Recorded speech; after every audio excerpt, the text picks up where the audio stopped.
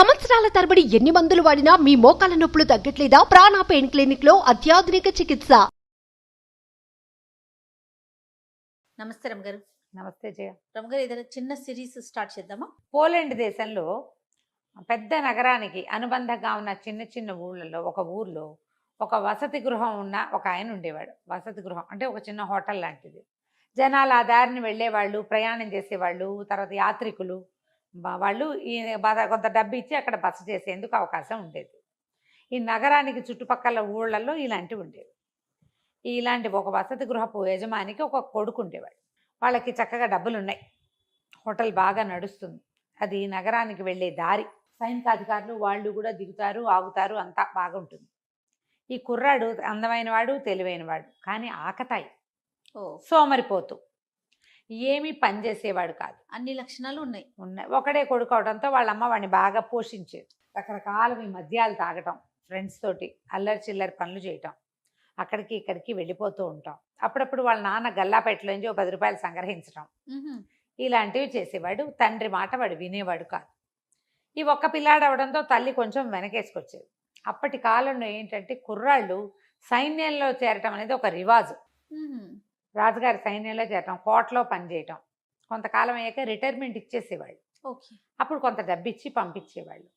స్వచ్ఛందంగా సైన్యంలో చేరతామని వెళ్తే ఉద్యోగాల్లోకి తీసుకునేవాళ్ళు. మిగిలిన వాళ్ళు వ్యాపారాలు అవి చేసుకునేవాళ్ళు. తర్వాత కుమ్మరి వృత్తులు ఉండేవి, వృత్తులు చేసుకునేవాళ్ళు. సైన్యంలో చేరటానికి ఏ వృత్తి వాడైనా అర్హుడే. కుర్రాడు వాళ్ళ నాన్న పంపించాలి, పిల్లాడు వెళ్ళాలి. పిల్లాడు నేను వెళ్ళనన్నా, నాన్న వెళ్ళమన్నాడు అనుకో, తండ్రులకి సర్వాధికారాలు ఉండేవి పిల్లల మీద. కొడుకు ప్రాణాల మీద, నా కొడుకు నేను చంపుకున్నానంటే కోర్టు కేసు ఉండేది కాదు.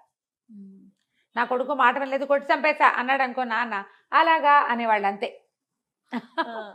ఏం అడిగేవాళ్ళు కాదు. అంత సర్వాధికారాలు తండ్రులకు ఉండేవి. తండ్రి సైన్యంలోకి పంపాలంటే 5 మగపిల్లలుంటే 5 పంపేవాడు. తల్లికి కూడా కాదనేందుకు అవకాశం లేదు. వాళ్ళ కాలము, వాళ్ళ దేశము అలాంటివి. ఈయన ఒకరోజు విసుగు పుట్టిపోయింది ఈ సైమన్ వాళ్ళ నాన్నకి. ఏం చేశాడు, సైనికుల దుస్తులు ఒక జత తెప్పించి వాడికి బట్టలు తొడిగించి చేతికో ఈటిచ్చి నగరానికి వెళ్ళిపో, తిరిగి చూసావా చంపేస్తానన్నాడు. ఈ బల్లెం ఇచ్చి నువ్వు పో, వెళ్ళి రాజుగారి దగ్గర గస్తీ భట్టుడుగా ఉండమని పంపేశాడు. తిరిగి వస్తే చంపుతానన్నాడు. నాన్న మాట కాదనడానికి వీళ్ళు, అల్లరి చిల్లరగా ఇక్కడ ఎంతైనా తిరగచ్చు, ఆయన వెళ్ళిపోన్నాడు, వెళ్ళిపోవడమే. సరే ఇంట్లో నుంచి పంపిస్తే తల్లి ఏడిచింది, కానీ మనవాడు పోయి రాజుగారి దగ్గరికి చేరాడు. నగరానికి చేరాక ఒక గస్తీ భట్టుడుగా చేరాడు. అక్కడ ఏం చేస్తాడు, ఏదో చిన్న జీతం వస్తుంది. అక్కడ కూడా వాడు పనికిమాలిన విధవులందరినీ చేర్చి తాగటం అలా చేసేవాడు. ఒక వృద్ధ భట్టుడి ఇంట్లో బస చేసేవాడు. బస చేసి ఏమన్నాడు, చిచ్చి నాకు ఈ ఊరేం బాగోలేదు, మా ఊరే చాలా హాయిగా ఉంది, తిన్నంత తిండి, రకరకాల సారాయిలు, హాయిగా ఫ్రెండ్స్తో గప్పాలు కొడుతూ తిరగచ్చు, ఈ ఊళ్ళో ఏమీ బాగోలేదు, డబ్బులు లేవు ఖర్చు పెట్టుకోవడానికి అని గోలు పెట్టేవాడు. ఆ భట్టుడు వాడి ఈ కుర్రాడిని చూసి ఆయన సరదాకి ఆయన ఏమన్నాడంటే, ఒరే ఏముందిరా, ఓ పంచి, మీ నాన్నకు ఒక ఉత్తరం రాయి, నాకు ఇక్కడ ఉద్యోగం బాగా కుదిరింది, నన్ను జమీదారుగా ప్రమోషన్ ఇచ్చారు, ఇక్కడ అందరికీ పార్టీ ఇవ్వాలి, డబ్బులు పంపించమని మీ నాన్నని అనగానే వీడికి మంచి ఐడియా తట్టింది. నాన్నకు ఉత్తరం రాశాడు, నాన్న నేను ఉద్యోగంలో చేరా 3 నెలలు అయింది కదా, 4 నెలల్లో జమీదారుగా నా బాధ్యతను గమనించి ఉద్యోగం ఇచ్చారు, ప్రమోషన్ వచ్చింది, ఇక్కడ చాలామంది స్నేహితులు అందరూ పార్టీ అడుగుతున్నారు, నా జీతం నాకే సరిపోతుంది అనగానే వాళ్ళ నాన్న సంతోషించి కొడుకు ప్రయోజకుడయ్యాడని డబ్బులు పంపాడు. ఆ డబ్బులతో వీడు ఒక వెలిగాడు కొన్నాళ్ళ దాకా. తర్వాత ఏం చేశాడు, వాడికి ఐడియా తెలిసిందిగా, నేను సుబేదారుని అయ్యా నాన్న అని మళ్ళీ 6 నెలలకు ఉత్తరం రాశాడు. మళ్ళీ నాన్న డబ్బులు పంపించాడు. జమీదారు సుబేదారు అయిన తర్వాత సైనికాధికారి అవ్వాలి. సరే ఇంక ఏం చేయాలో ఆలోచించి ఏం చేశాడు, చివరికి డబ్బులు కావాలి వీడికి. వాడి ఫ్రెండ్స్ అంతా పార్టీలు అడుగుతారు, బయటికి వెళ్ళాలి, ఎక్కడికైనా తినాలి, తాగాలి, ఆడేయాలి, అందుకని నేను సైనికాధికారిని అయ్యాను అని ఉత్తరం రాసేశాడు. వాళ్ళ నాన్న డబ్బులు పుచ్చుకున్నవాడు కూడా, మనవాడు ఇంత తరక్కీ చేస్తే, ఇన్ని ప్రమోషన్లు వస్తే మనం కంటితో చూడాలి కదా, వెళ్ళి పద వెళ్దామని పెళ్ళాన్ని బయలుదేరి బండి వేసుకుని బయలుదేరారు. వాళ్ళ ఊళ్ళోకి వచ్చిన రోజున ఒక పెద్ద సైనిక కవాతు జరుగుతోంది. సైనిక కవాతు అంటే ఇక ఆ సైనికులంతా అలా నడిచి వెళ్తున్నారనమాట. రాజుగారు వెళ్తుంటే రాజుగారి ముందు మొత్తం సైన్యం అంతా, ఇప్పుడు మనకు కూడా ఉన్నాయిగా సైనిక కవాతు, సైనిక వందనాలు, ఇవేవో జరుగుతాయి. పాత పద్ధతులే కదా, పేర్లు మార్పు అంతే. అంటే అవన్నీ ఇంగ్లీష్వి. మీరు ఒక్కొక్కటి కొన్ని విషయాలు చెప్తుంటే ఇప్పుడు మనం ఫాలో అవుతుంటాం, కానీ అవన్నీ ఒకప్పుడు ఉన్నవే కదా. బ్రిటిష్ కల్చర్ అది. సైనిక వందనాలు అవన్నీ వాళ్ళవే. అయితే ఈ వెళ్తూ ఉంటే వీళ్ళు అక్కడ నిలబడి అదంతా చూశారు. అమ్మా నాన్న బండి దిగి.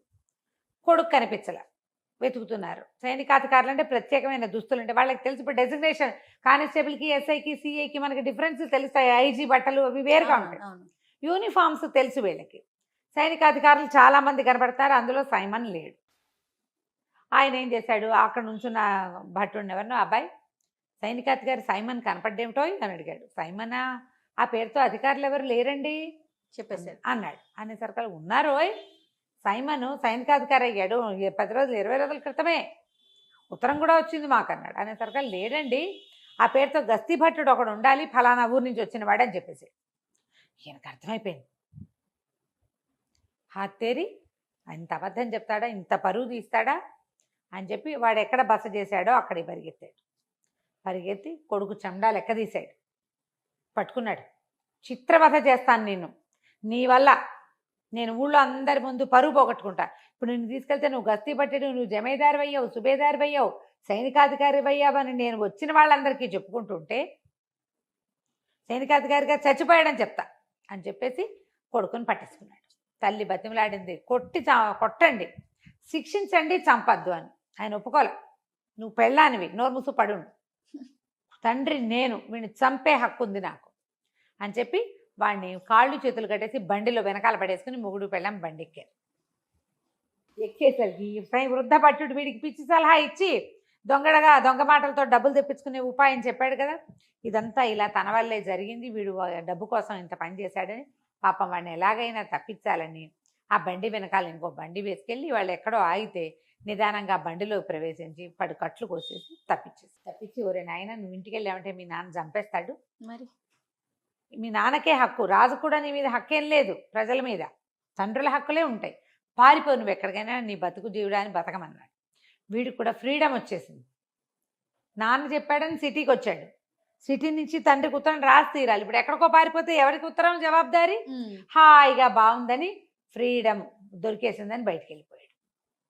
పారిపోయి ఈ నగరాన్ని దాటి వెళ్ళిపోయి చక్కగా ఆ ఊర్లో ఈ ఊర్లో తిరుగుతూ ఎవరో ఫ్లూట్ వాయించే విద్వాంసుడు ఇంటి దగ్గర కొద్ది రోజులుండి పిల్లని గ్రోవి ఊదటం నేర్చుకున్నాడు. నేర్చుకుని కులాసాగా పిల్లని గ్రోవి ఊదుకుంటూ తిరిగేవాడు. వీడు ఏ ఊరు వెళ్ళినా వీడి అందము, వీడి హ్యాండ్సమ్ పర్సనాలిటీ, కొంతకాలం ఈ గస్తీ పట్టుడుగా ఉండడంతో కొంచెం కండలు తీరిన వాడి శరీరము, ఈ ఫ్లూటు, చక్కగా మాట్లాడటం వచ్చు, మంచి కంపెనీ ఇస్తాడు వాడు, కబుర్లు చెప్తాడు, మందు కంపెనీ బాగా ఇస్తాడు, ఏదైనా ఆట ఉంటే నేను ఆడతా అంటాడు. మంచి సరదా అయిన వాడికి ఆటకాయితనమే. అక్కడి నుంచి ఏదైనా ఒక కుక్క కనపడినా దానికి ఏదైనా ఆట ఆడడం నేర్పించేస్తాడు వాడు. తెలివి ఉంది వాడికి, కుదురుగా పనిచేసే గుణం లేదు. ఆ ఊరు ఈ ఊరు తిరుగుతుంటే ప్రతి చోట వీడికి మంచి స్వాగత సత్కారాలు లభించినాయి, చాలా బ్రహ్మాండంగా ఉంది. ఈ పోలాండ్లో ఇంకా పెద్ద పెద్ద నగరాలలో ఒక సుమారైన ఒక ఊర్లోకి చేరాడు. ఆ ఊళ్ళో ఏం తెలుసుకున్నాడంటే, ఆ ఊళ్ళో రాజుగారికి మహాద్భుత సౌందర్యవతి అయిన ఒక కూతురు. కాకపోతే ఆయన వాడి తండ్రి పరమ దుర్మార్గుడట, పిల్ల తాత మామూలు వాడు కాదు. ఆయన ఒక పెద్ద రాజమహల్ కట్టాడు. ఆ ఊళ్ళో ఉన్న ఎంతమంది ఉసురో పోసుకున్నాడు. రాజులు కొంతమంది క్రూరులుగా ఉంటారు కదా, మహాక్రూరుడు వాడు.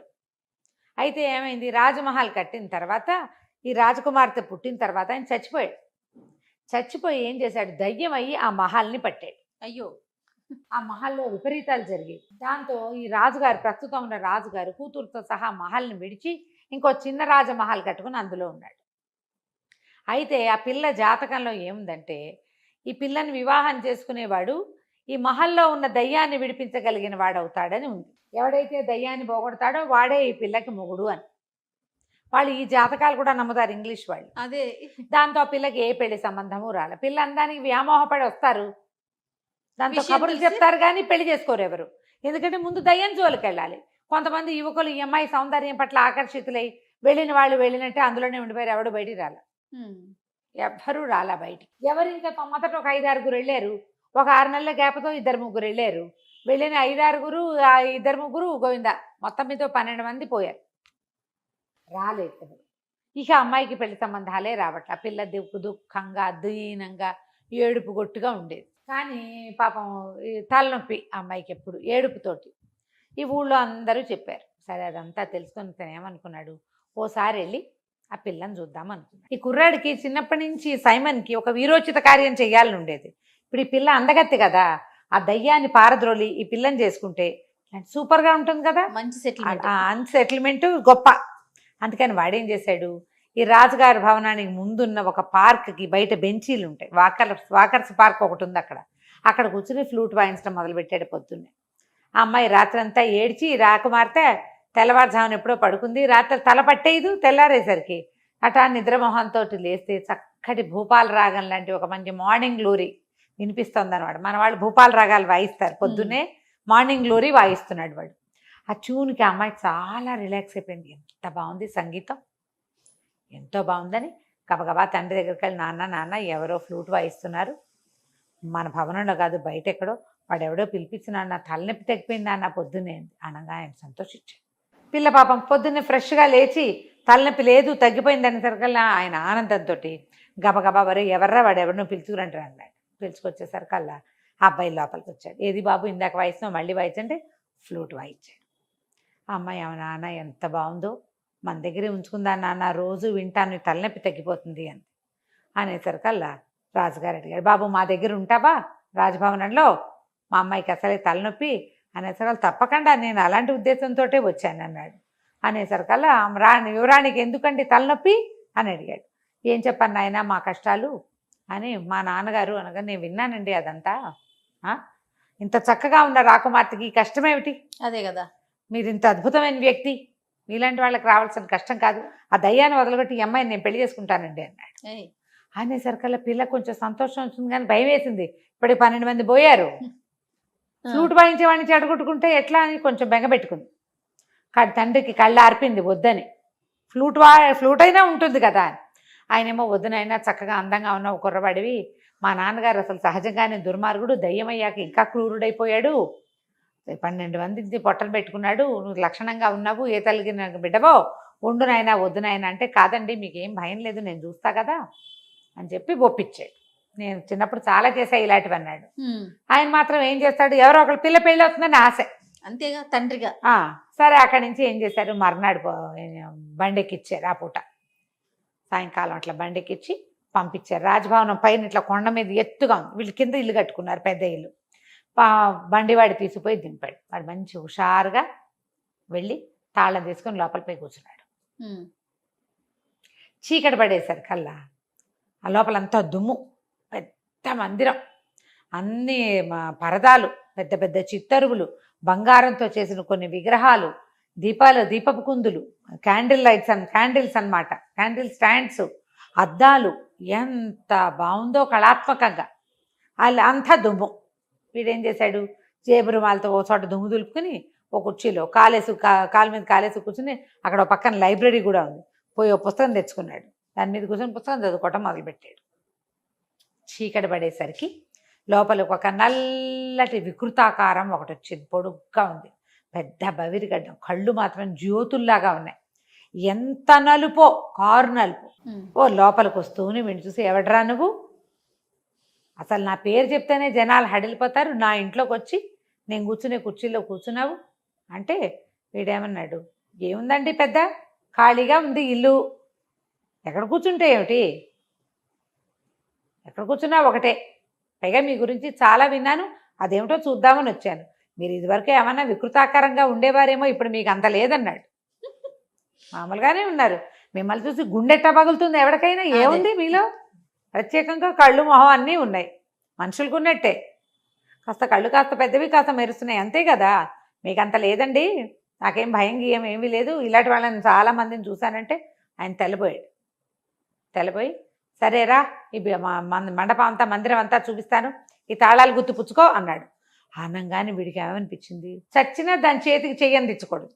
ఓహో, ఏమన్నాడు, నేను ఎందుకు చేస్తా, ఈ ఇల్లు చూడడానికి వచ్చాను కానీ మీ వస్తువులు మీ పని చేయడానికి నేను ఏమైనా పని మాడినట్టండి మీకు, అలాంటివి ఏం కుదరవు, ఏమన్నా చూపిస్తానంటే చూపించండి, మీ తాళాలు మీరే మోసుకోండి, మీరే తీసుకోండి, నాకు అక్కర్లేదు, చూపిస్తే చూస్తా, లేకపోతే ఇదిగో లైట్ వెలిగించానుక పుస్తకం చదువుకుని ఇక్కడ ఉన్న చల్లగాలి పీల్చి కొండ మీద గాలి వెళ్ళిపోతా అనేసరికి, అంత సులువా ఇక్కడి నుంచి వెళ్ళిపోతాం అన్నట్టు, నన్ను ఎవడాపుతాడండి అన్నాడు వీడు.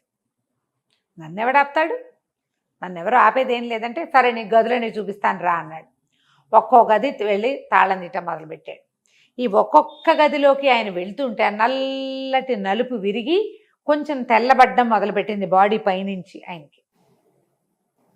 ఎన్ని గదులో ఒక్కో గదిలోకి వెళ్తుంటే కొంచెం కొంచెం కొంచెం కొంచెం ఇంచి చొప్పున మొత్తం తెల్లబడిపోతాం. గడ్డం కూడా తెలిపి వచ్చేసింది. బాడీ అంతా తెల్లబడిపోయింది. అదేంటంటే ఒక గాలిలాగా కదులుతున్న ఆకారం నల్లగా ఉంది. ఇప్పుడు తెల్లబడి అక్కడి నుంచి ఆఖరి గదిలోకి తీసుకుపోయాడు. ఇది ఆఖరి గది, దీని తాళం తీయి అన్నాడు. అనగానే తాళం తీసుకోకూడదు అనిపించింది కుర్రాడికి. నేను ఎందుకు తీస్తాను, ఇన్ని తాళాలు తీసిన వాళ్ళు అది తీయలేరా, అది కూడా తీయండి మీరే అని అన్నాడు. ఆఖరి తాళం తీస్తే అందులో నుంచి దుర్వాసన వచ్చింది. 12 శవాలు ఉన్నాయి లోపల. ఓహోహో. ఈయన పూర్తిగా తెల్లగా అయిపోయాడు. ఆయన ఎక్కడి నుంచి ఏం చేశాడు, గొడ్డలు తీసుకొచ్చాడు. నాయన నువ్వు ధైర్యశాలివి, ఎవడో ఒకడు నాకు ఇక్కడి నుంచి విముక్తి ఇవ్వాలి. ఈ గొడ్డలు తీసుకో, నా మెడ కొట్టేసి ఒక దెబ్బ నన్ను కొట్టేయాలి. నన్ను కొట్టలేక నన్ను చూసి భయపడి నాకు ఆ వికృతాకారాన్ని తెచ్చారు వీళ్ళంతా. ఒక్క దెబ్బ కొట్టావా నేను వెళ్ళిపోతా, నా దారిని నేను. ఈ భవనంలో ఇంకా నాదేం ఉండదు. నా కొడుకు వచ్చి రాజ్యం చేసుకోవచ్చు, నువ్వు కావాలంటే నా మనవరాల్ని పెళ్లి చేసుకోవచ్చు అంటే వీడు ఆలోచించకుండా ఆ చేతిలోంచి వెండి గొడ్డలు తీసుకుని పటామని మెడ ఎగర కొట్టేశాడు. ఎప్పుడైతే ఈ మెడ ఎగిరిపోయిందో ఆ శరీరాన్నిలోంచి ఒక చిన్న పిచ్చిక బయటకు వచ్చి తుర్రుమంటే ఎగిరిపోయింది. ఎగిరిపోయేసరికల్లా వీడు ఏం చేశాడు, ఆ గొడ్డలు అక్కడ వారేసి ఆ వాసన వస్తున్న తలుపు మూసేసి ఆ తాళాలు తీశాడుగా, ఆ తాళాలు గుర్తు చేత్తపుచ్చుకుని వచ్చి హాల్లో పడుకున్నాడు. అర్ధరాత్రి ఎక్కడికి వెళ్తాడు, తెల్లవారి బండివాడు వచ్చేసరికల్లా అన్ని తలుపులు తీసున్నాయి. కుర్రాడు బయటకు వచ్చాడు. రాజుగారు కూడా పరిగెత్తుకొచ్చాడు, ఏమైనా అయిపోయాడేమో వీడు. ఆయన ఆశ్చర్యపడి, ఓరిని నువ్వు భలేవాడివిరా అని అక్కడి నుంచి తీసుకెళ్లారు.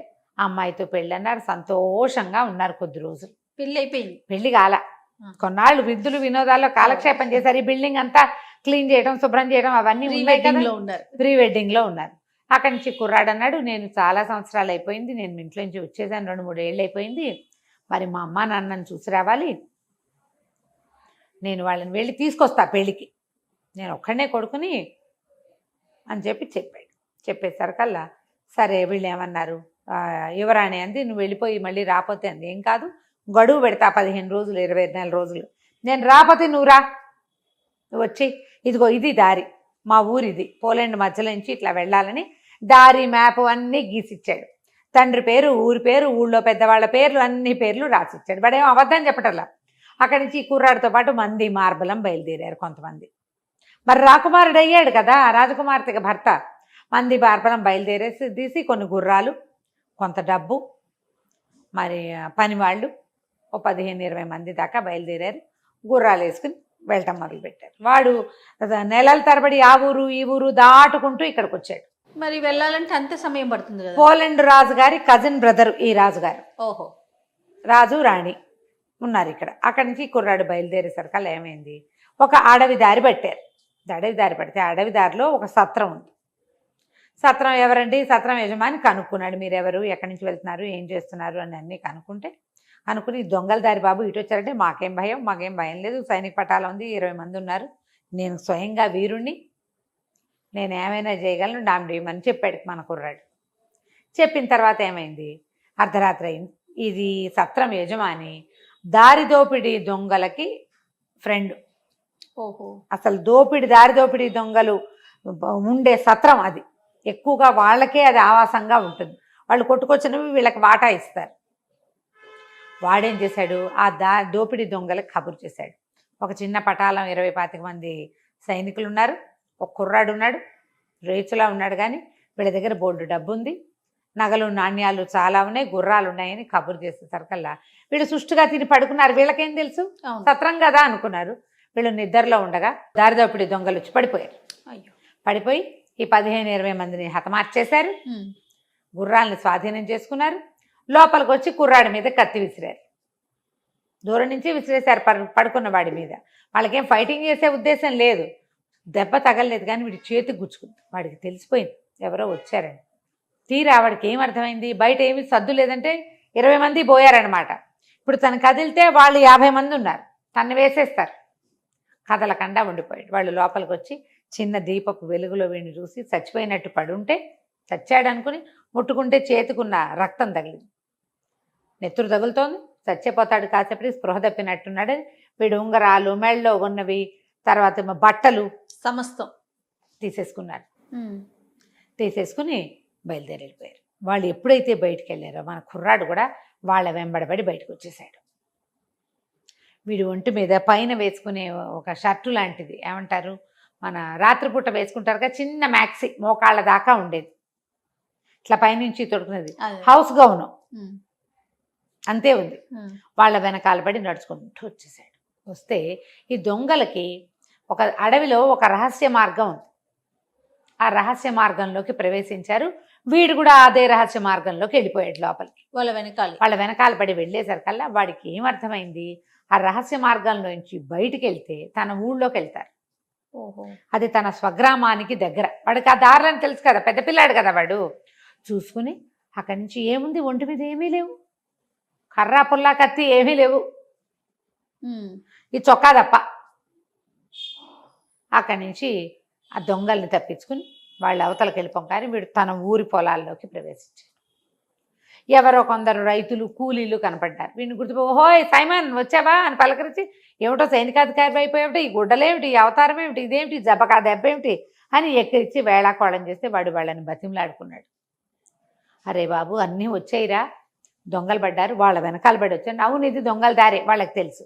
వాళ్ళు ఏం చేశారు, సరే వీడికి చలి వేసుకోవడానికి ఒక ప్యాంటు, అక్కడి నుంచి తల కట్టుకోవడానికి ఒక తలగొడ్డ ఇచ్చి, ఒక స్వెటర్ లాంటిది ఇచ్చి వాడిని ఊళ్ళోకి ప్రవేశపెట్టారు. ఇంటికి వెళ్ళేసరికి నా తండ్రి ఇంట్లో లేడు. వాళ్ళ అమ్మ వీడిని చూసి కావలించుకొని, నాయన బతికే ఉన్నవరా నాయన అని అన్నం పెట్టి పడుకోబెట్టింది. తినేసి పడుకున్నాడు. వాడు ఎంత దూరమో నడిచి వచ్చాడు కదా రాత్రి చల్లు.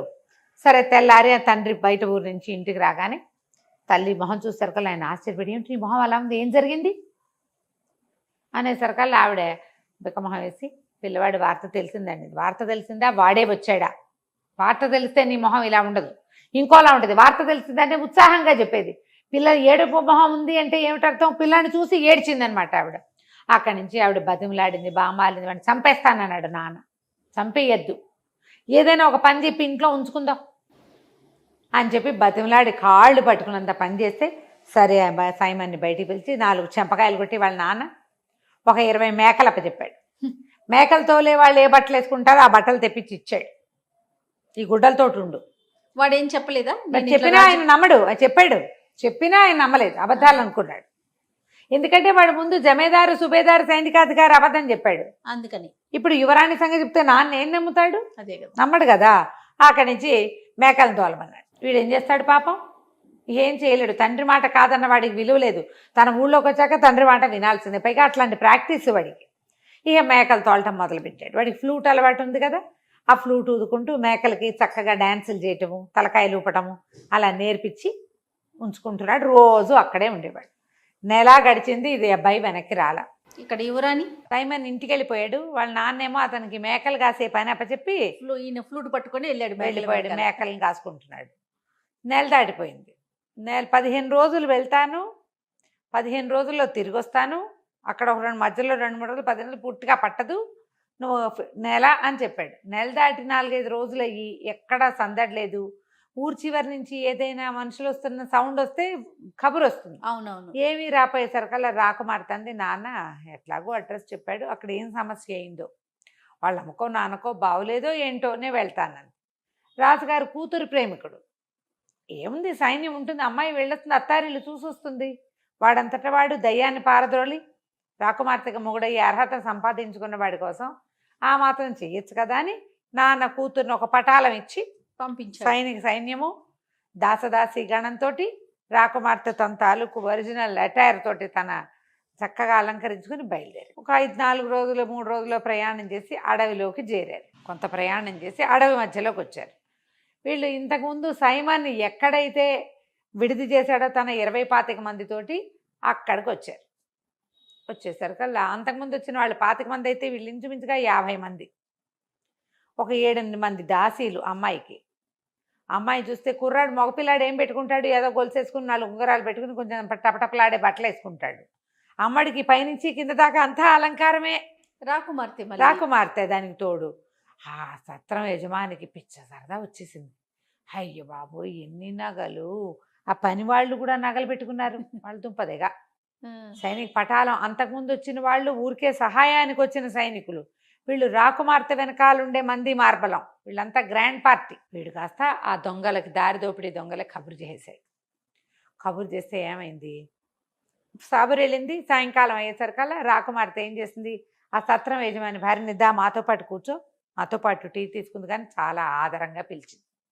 ఆ సత్రం యజమాని భార్యకి జాలేసింది. అయ్యో పాపం బంగారు తల్లి, రాకుమార్తెలు ఎవరైనా ఇట్లా దారిపోయే వాళ్ళని రా నాతో టీ దాగంటారా అనరు. దీనికి మంచి మాట చెప్పాలని, ఓ ఏమా తల్లి, మా ఆయన దొంగవాడు, దారిదోపిడి దొంగలకు స్నేహితుడు, అసలు ఇక్కడ విడిది చేసే వాళ్ళే ఇట్లా మీలాగా వచ్చేవాళ్ళు చాలా తక్కువ, వచ్చిన వాళ్ళు వచ్చినట్టు వీళ్ళు నిర్మూలించేస్తారు. కిందటిసారి 10 నెలల క్రితం ఒక కుర్రాడు వచ్చాడు, ఎంత బాగున్నాడో, వాడితో 20-25 మంది వచ్చారు. చక్కగా ఇంత పొడుగ్గా ఫ్లూట్ వాయిస్తూ పంచదార చిలకల్లే ఉన్నాడు. మొత్తం అందరిని చంపేసి దొంగలు దోచేశారమ్మా. ఎంత వెతికినా ఆ కుర్రాడి శవం మాత్రం కనపడలేదమ్మా. ఏ కుక్కలు నక్కలు ఎత్తుకుపోయాయో అనగానే యువరాణికి అర్థమైపోయింది. వాడు సైమనే ఆ ఫ్లూట్ వాయించేవాడు. ఈవిడేమన్నా, నువ్వేం కంగారు పడకు, నేను హ్యాండిల్ చేస్తానని ఈ సైనికుల్ని, రాత్రి వీళ్ళేంటి పగలల్లా ప్రయాణం చేసి వచ్చారు ఎండల్లోనూ, అక్కడ ఈ రాత్రి శుభ్రంగా తింటే పడుకుంటారు ఒళ్ళు తెలియక, కదా. సేఫ్ ప్లేస్లో ఉన్నామని. బయటికి వెళ్ళి సైనికులు 50 మందికి, ఒరే ఎవ్వరూ నిద్రపోవద్దు, తక్కువ తినండి, ఆహారం కూడా వీళ్ళు పెట్టినవి తినద్దు, తిన్నామని చెప్పి బయటపారేయండి, రెడీగా అటెంటివ్గా ఉండండి, ఆడాళ్ళని కూడా తినేవాళ్ళ. వాళ్ళు పెట్టింది తను కూడా రాత్రి భోజనం తింటే పడుకునేందుకు ఏం కలుపుతారో అందులో. వీళ్ళు లోపల ప్రయాణంలోకి తెచ్చుకున్నటువంటి రొట్టెలు వెన్న తినేసి మాట్లాడకుండా కూర్చున్నాడు, నిద్రపోయినట్టు నటించారు. ఇట్లా దొంగలు లోపలికి అని రావటం ఏమిటి, 50 మంది, వాళ్ళు 20-25 మంది వచ్చారు. లాస్ట్ టైం చాలామంది వచ్చి చిన్న పటాలం ఉంది, వీళ్ళేమో నిద్రపోయేవాడిని ఏం చేయొచ్చు, ఈజీ కదా. మొత్తం అంతా తిరగబడి మీదపడి సత్రం యజమాని కూడా మెడ నరికేశారు. వచ్చిన వాళ్ళందరూ పోయారు, వాళ్ళ గుర్రాలు మిగిలినాయి, యజమాని పడిపోయాడు. అక్కడి నుంచి తెల్లవారంగానే తటాబుట్టా సర్దుకున్నారు. ఆ యజమానురాలికి ఈ శవాలన్నీ అప్పచెప్పి ఓ 4 దోసెళ్ళ ధనం ఇచ్చి, మరి మీద పడ్డప్పుడు చంపక తప్పలేదమ్మా, పోన్లేమ్మా దుర్మార్గుడు పోతే పోయాడు, ఎంతమందినో చంపి పాపం మూట కట్టుకున్నాడు అంటుంది ఆవిడ. వచ్చేటప్పుడు మళ్ళీ విడిది చేస్తామని, ఇక్కడ ఎవరినైనా పెట్టి నిన్ను మాతో నమ్మకస్తురాలుగా ఉంచుకుంటామని మాటిచ్చి బయలుదేరి వెళ్ళిపోయారు. ఇక అమ్మాయికి ముందు మ్యాప్ గీసి ఇచ్చాడు, తనేమో 1 రోజులో వెళ్ళిపోయాడు. ఈ రహస్య దారి, అడవి దొంగలు వెళ్తున్నటువంటి అది అడవి దారిలో రహస్య దారి లింకుండా తన ఊరికి సింపుల్గా వెళ్ళిపోయాడు సైమన్. వీళ్ళకి టైం పట్టింది, వాడు అప్పుడే తెలుసుకున్నాడు ఆ దారి. వీళ్ళు గీసి ఇచ్చిన మ్యాప్ ప్రకారం నిదానంగా ప్రయాణం చేసుకుంటూ రాకుమార్తె తెలిసిపోకుండా ఆ ఊరు తీసుకుపోయారు. తీసుకెళ్తే దూరం నుంచి సైనిక పటాలం వస్తుంటే మనవాడు మేకలు కాసుకుంటున్నాడు. ఎప్పుడైతే ఆ పతాకాలు కనపడ్డాయో రాకుమార్తె తన కోసం వచ్చేస్తుందని తెలిసిపోయింది వాడికి. ఆ పతాకాలు యువరాణికి ఒక రకం, రాజుకు ఒక రకము ఉంటాయి. చిన్న బ్యాండు, తక్కువ మంది జనము, తర్వాత ఏమో ఇలా స్త్రీలు వస్తున్న సంకేతము తెలియగాని వీడేం చేశాడు, తన దగ్గర 20 మేకలు ఉన్నాయిగా, ఆ మేకల కాళ్ళకి మెళ్ళోను పువ్వుల దండలు కట్టాడు. పువ్వుల దండలు కట్టి అక్కడ సైనిక కవాతులు ఉంటాయి నగరాల్లో, మేకలతోటి కవాతు చేయించాడు సైమన్. ఫ్లూట్ వాయిస్తూ ఆ మేకలు 20ని ఆవిడకి ఎదురుగుండా, ఆ వస్తున్న పటాలానికి ఎదురుగుండా వెళ్తే అందరూ నవ్వలేక పడి తెచ్చారు. మేకలు చేసి కవాతులు చూసి అవి తలకాయలు ఊపుతూ కాళ్ళు నేల మీద కొడుతూ నడుస్తూ వస్తూ ఉంటే గొప్ప సరదా వచ్చింది. యువరాణి దిగి పరిగెత్తుకొచ్చింది. ఏంటి ఇట్లా చేసావు, ఏమైపోయావు అంటే, ఇగో ఇలా జరిగింది, మాకు తెలియలేదు, ఒక దొంగదారిని గుండా వచ్చేసాను, కానీ నాకు బయటకు వచ్చే వీలు లేకపోయింది, మా నాన్న చండశాసనుడు, సరే నేను రాకపోతే నువ్వే వస్తావులే అని స్థిమితంగా ఉన్నాను అని చెప్పాడు. చెప్తే అమ్మాయి ఏమంది, సరే వెళ్ళిపోదాం, మీ నాన్నకి చెప్పు ఉండాల్సింది కదండి, మా నాన్న చెప్పినా నమ్మడు, అంతకుముందు నేను అబద్ధాలు చెప్పున్నా కదా అనేసరికి సరేనంది యువరాణి. అక్కడి నుంచి సైమన్ మేకలు తోలుకుని ఈవిడ తన గుర్రాలతో సహా చేరారు అక్కడికి. వాళ్ళ నాన్న నడిపిస్తున్నటువంటి, ఏమంటారు దాన్ని, మన ఆహారశాల లాంటిది ఏదో ఒకటి, చిన్న హోటల్ లాంటిది. అక్కడికి వెళ్ళేసరికల్లా ఈ రాజకుమార్తె తెలిసిపోతుందిగా, ఊళ్ళో అందరికీ తెలిసిపోయింది. ఆయన వచ్చి వీడికి వందనం చేశాడు. చేసేసరికల్లా, ఏమిటి ఇటు వచ్చారంటే, నేను నీ దగ్గర ఉంటాను, అన్నది. అంటే మీకోసం పెద్దవాళ్ళు ఉండటానికి ఇంకా పెద్ద పెద్ద హోటల్స్ ఉన్నాయంటే, కాదు కాదు నాకు ఇదే నచ్చింది, మీ చిన్న మోటల్లే నచ్చింది, నేను ఇక్కడే ఉంటాను. అక్కడి నుంచి ఈ మేకలు కాసే అబ్బాయి, వీడు నాకు చాలా ఇష్టం, మా నాన్న దగ్గర పనిచేశాడు ఇది వరకు, వాడిని నాకు సహాయంగా పెట్టమని అనేసరికి ఆయన అన్నాడు, ఇంకా నయం, వీడికి బుద్ధి లేదమ్మా, ఆకతాయి వాడు అసలు సరైన వాడు కానే కాదు, అబద్ధాలు చెప్తాడు, పిచ్చిగుడలు వాడును, వాడెందుకమ్మా అన్నాడు. కాదు కాదు మా నాన్న దగ్గర పనిచేశాడు కదా, ఫ్లూట్ వాయిస్తాడు, నాకు బాగా తెలుసు, నాతోటే అట్టు పెట్టుకుంటాను. ఇంకేం చేసేదేం లేక ఆ మేకలు కాసే తన కొడుకుని కూడా వీళ్ళతో పాటు పైన ఉన్న హోటల్లో ఒక ఫ్లోర్ అంతా ఖాళీ చేయించి ఒక ఫ్లోర్ రాకుమార్తెకి ఇచ్చాడు. వీళ్ళిద్దరు బాగా కబుర్లు చెప్పుకున్నారు. తెల్లవారి పొద్దున యువరాణి దిగొచ్చింది. దాంతోపాటుగా సైనికాధికారి దుస్తులు ధరించిన సైమన్ కూడా దిగొచ్చాడు. వీళ్ళ నాన్న గుర్తుపట్టలేదు వాడిని. గుర్తుపట్టక ఆవిడకో వందనం ఈయనకో వందనం చేశాడు. ఆ అమ్మాయి పక్కపక్క నవ్వుతూ, ఏంటండి మీ అబ్బాయిని గుర్తుపట్టరా మీరు అని అనేసరికల్లా ఆయన నిర్ఘాంతపోయి చూసి, ఎందుకు గుర్తుపట్టినమ్మా, ఈయన కొంచెం మా అబ్బాయిలాగా ఉన్నాడు కానీ మా అబ్బాయి ఎప్పటికీ సైనికాధికారి కాలేడండి అన్నాడు. అనేసరికల్లా వాడు, నాన్న నేనే నాన్న అన్నాడు. ఆయన ఆశ్చర్యపోయాడు. అట్లా ఎట్లా అయ్యావురా, పోలాండ్ నగరంలో ఉన్నవాడివి, ఈవిడ ఈ నగరానికి ఎలా వెళ్ళావు, ఎట్లా సైనికాధికారి అయ్యావంటే, అప్పుడు రాకుమార్తె, మీ అబ్బాయి వల్లే మా రాజ్యానికి పట్టిన పీడ విరగడైంది, మా తాత దయ్యం వదిలి మా భవనం మాకు చేజిక్కింది, మేమిద్దరం వివాహం చేసుకోవాలనుకున్నాం, మా అమ్మా నాన్న కావాలన్నాడని పంపించాను అనేసరికి వీడు జరిగిందంతా చెప్పాడు. అంతకుముందు తల్లికి చెప్పాడు, తల్లి అంతా నమ్మింది, తండ్రి చచ్చిన నమ్మల, వీడు అన్ని అబద్ధాలు అంటాడు ఆయన. అదేలే చిన్న వెధవ, వీడు ఎలాగ దయ్యాన్ని వదిలిస్తాడు, వీడు ఎట్లా దొంగల నుంచి తప్పించుకొస్తాడు, ఆయన నమ్మకం లేదు అబ్బాయి మీద. ఆయన చాలా ఆశ్చర్యపోయాడు, చాలా సంతోషించాడు.